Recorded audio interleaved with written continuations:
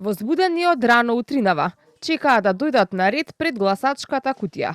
88 годишната Мирослава, најстара во домот мајка Тереза во Злокуќани и незината пријателка Мара го дадоа гласот на локалните избори. Велат не им е прв пат да гласаат ден пред останатите, зашто повеќе од една деценија се дел од големото семејство наречено Дом за стари лица. Додека гласачите мирно чекаа да го заокружат саканиот број на избирачкото ливче, пред нашата камера изразија надеж за подобра иднина пред се на младите, а од идните локални власти побараа изградба на нов дом, бидејќи како што рекоа, постоечкиот веќе си го отслужил своето. Новиот градоначалник прво да даде нов дом, ово е руиниран.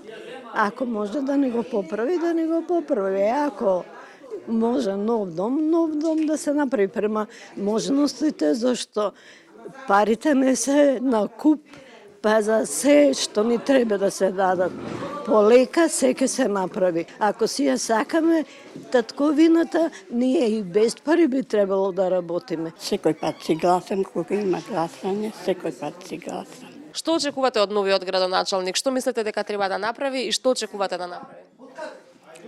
Па се што не достига. Се што не достига, мислам дека ќе промени. За разлика од нив, Перса, која работниот век го поминала во конзерваторскиот центар на Македонија како кустос во црквата Свети Спас, во домот е меѓу поновите.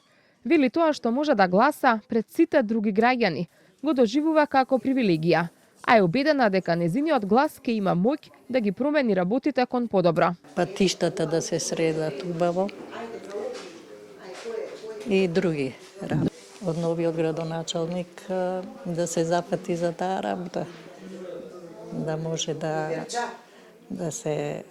да ги реализира сите овие задачи и да бидеме се во мир. Во домот за стари лица мајка Тереза во Злокуќани гласањето започна уште рано утринава.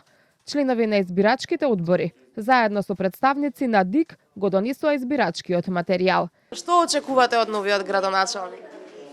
Ше најдобро. Мислите ли дека ќе промени нешто? Ке промени на поубаво. Да покачи пензии. Би сакале нови паркови? Сакам за децата да се играат, да се шетаат младите. Со гласањето на старите, болни и немојкни лица, утрово започнаа 8-те поред локални избори, на кои ќе се избираат градоначалници и советници за 80 општини и за град Скопје. Денеска на ден пред изборите гласаат 8851 болни и немојкни лица во домашни услови и 442 лица во старските домови.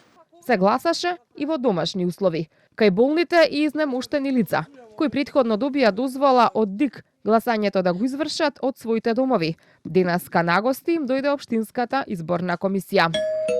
Од Државната изборна комисија соопштија дека гласањето денеска во старските домови и во домовите на болните се одвивало во најдобар ред.